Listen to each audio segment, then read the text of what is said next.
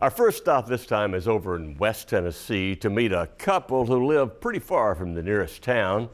Doesn't really matter though. You see, they brought the town to their backyard. Ken Wilshire brings us the story of Herbert and Marie Adams, who love sharing with visitors their little homemade hometown full of memories. You won't find this tiny town on any map or Google search. It's not incorporated and doesn't have a charter, but it is a slice of 1800s Americana, carved out of the Wild Wild West, West Tennessee, that is. Actually, this nostalgic settlement just northwest of Humboldt is called Herbie Town.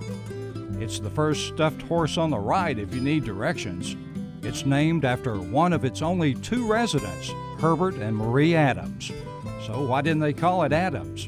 Well, there already is one. Besides, there's no place in the entire world called Herbie Town, and this just adds to its earthy charm as a very special place for visitors. So it's been a labor of love for how many years now? I'd say around 40 years.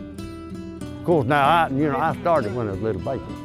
I've been building on it at least 40 years off and on. Because I've always liked old stuff, old buildings, and I thought if somebody don't gather it up, it's all going to be gone.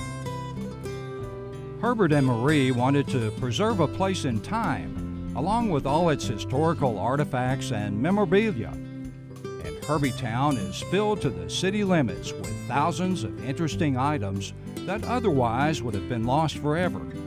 They want to keep it alive and accessible to everyone, especially the younger folks, as a reminder of days gone by. When the kids come to visit, what do they have to say about it? Oh, some of them are carried away with it, and some, just like a bunch of kids in Walmart, a lot of them are, and some are more enthused than others.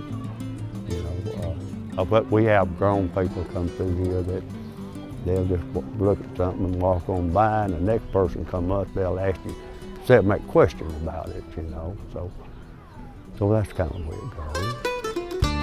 You see, before he retired, Herbert was in the construction business for years.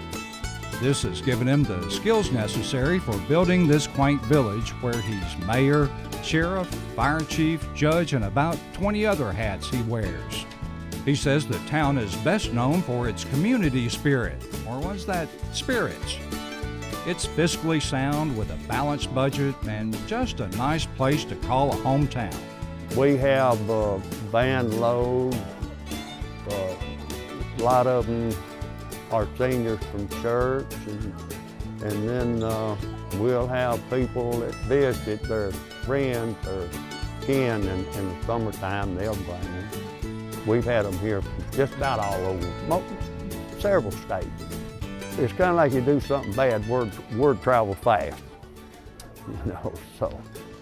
Everything in Herbie Town is within walking distance. There's an old mercantile store filled with some of the original goods.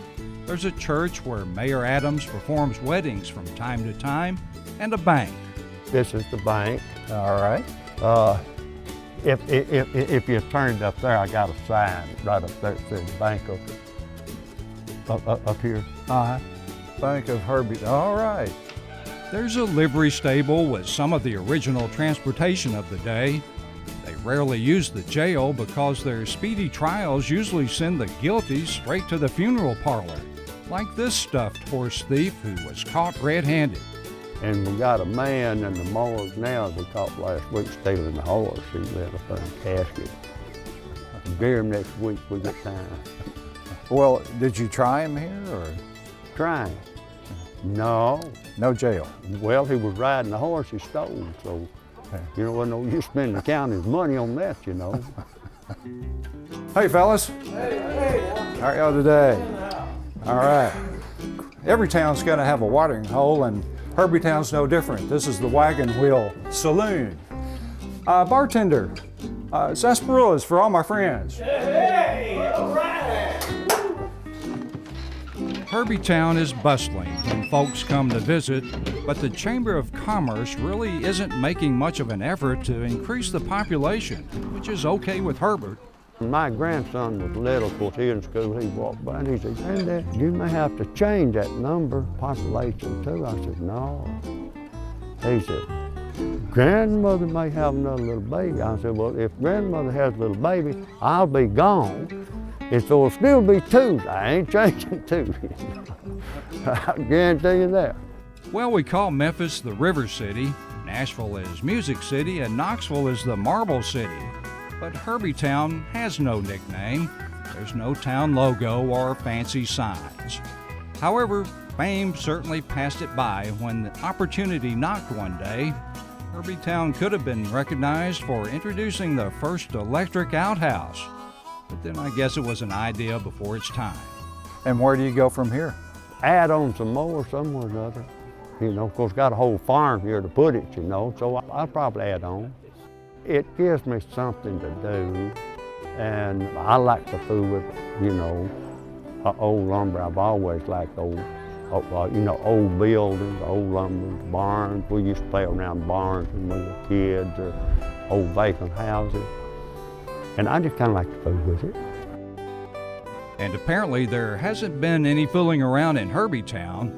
Herbert and Marie have been married for over 60 years, and Herbie Town has been a fun part of their lives together. Marie says she never had to worry about him when he said he was going to town so much in the middle of the night, because town has always been in their backyard. But even if the population of Herbie Town isn't growing, Herbert keeps on building. Because you see, he certainly has the fields and a heart full of wonderful dreams, and folks just keep on coming to see it.